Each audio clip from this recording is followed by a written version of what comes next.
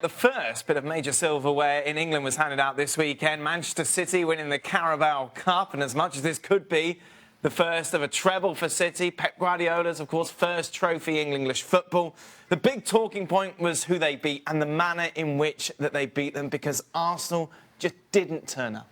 No, and we didn't know what Arsenal were going to turn up, because they have had success, FA Cup final in particular. Yep. Well, they've had a lot of success under Arsene Wenger, to be fair. But several things got me. I mean, the fact he played three at the back, right? If you play three at the back, and I heard you boys talking about it yesterday briefly on the show, if you play three at the back, you've got to try and be offensive. Because if you try to play a defensive game, it ends up being 5, and then you just get absolutely smashed. But in a bigger picture here, the very fact, and we went over this and over it last year, calling Arsenal fans, some of them, spineless. And the players are certainly spineless. The manager's arrogant and spineless. And as for the board, they've got to be one of the weakest boards in Europe. Yeah, they might make a few quid, but they're sitting there waiting for the manager to make a decision rather than them making a decision. I mean, you look at several other clubs, Chelsea in particular, and Liverpool and other clubs in England, if they're not happy, they'll just change the manager, particularly Chelsea. Sure. So why is Arsene Wenger, why is he still at this club? I mean, it beggars belief, the arrogance of the man, that I think when he asked in a press conference saying, well, I might be here next year. Of course he'll be here next year.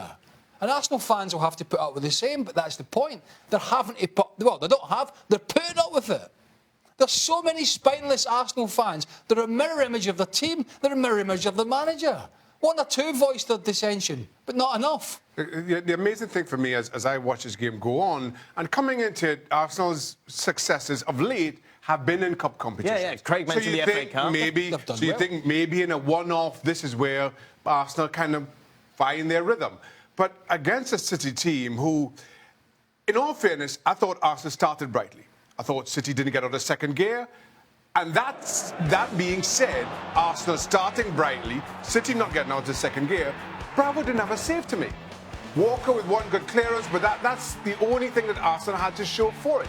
I expected so much more.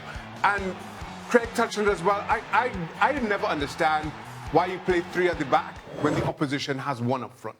Because you're going to have 1 extra, and there's going to be a lot of space for the likes of Sane and Silva to exploit. And in the end, I mean, the opening goal was just a farce to give away. We can talk about players all we want. But ultimately, this is a club, and this is a manager, and this is a coaching staff that have brought all these players in. Right? But then if you go through it, Aubameyang must be thinking, what the hell have I done? Why the hell have I signed here? I was at Dortmund. Right, OK, they're not the biggest club in Germany, but they've had some success. He was linked with Real Madrid, he was linked with this club, he was linked with that club, and he ends up at Arsenal. He's worse off. Did you see his face yesterday? As they were all scurrying around about 50 yards away from him. I mean, Jack Wilshere, he's had some stick off Roy Keane this week, and rightly so. Talking about him, he's going to be the man for England in the summer, he'll be in the squad. For what reason? Granit Xhaka, what's Granit Xhaka do? Tell me, what does Granit Xhaka do? Does he make tackles, or is he a passer? What is he? I don't know. And I've been a critic of Mesut Ozil in terms of of him not doing enough for Arsenal. But how the hell can he be expected to perform with the absolute guff and dross that's surrounding him at the moment? Mustafi's a German international. How the hell do you lose a goal in a cup final from a goal kick from Bravo? How the hell does that happen? I mean, the stuff that's going on at Arsenal is scary. Now, for mere mortal clubs, it's all right.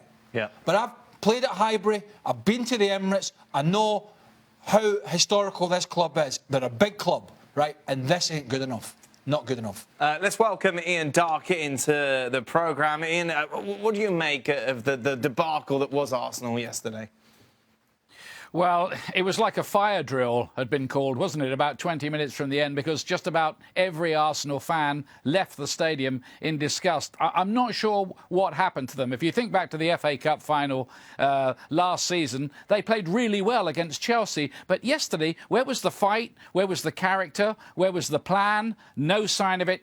Absolutely anywhere. It's my view that Arsene Wenger should have gone when they won the FA Cup last season. That would have been a reasonably graceful end to what has been a largely distinguished reign with the club. But it does look now, doesn't it, as if he's going to have to be dragged kicking and screaming when he does go. There's too many people saying, there's been a lot of people over the last couple of years saying, we must respect. This is what has been bandied about. We can't disrespect Arsene Wenger. Who the hell is he? The ruling leader of some country or what? Is he some political genius that's driving the third world into being, having water, food and lots of money? I mean, what the hell is going on here? He's managing a football club and he's managing it by their standards badly at the moment and has been for a long time. So where's the respect? The truth is, though, I think you have to, when it's all said and done, whenever that may come, you look back on Arsene Wenger's reign at Arsenal and you have to respect what he did and what he achieved. I think he's gone well past his sell-by date now. And as a result, what you're seeing over the last 3 or 4 years, I think it's starting to tarnish his legacy. And now all of a sudden, inevitably, you're going to remember the most recent period of Arsene Wenger's reign. And it's not been a lot to shout about. And you kind of forget where he inherited this club, where he's taken it, the kind of football he has them playing. And now all we're talking about is him kind of steering this rudderless ship. And it's sad.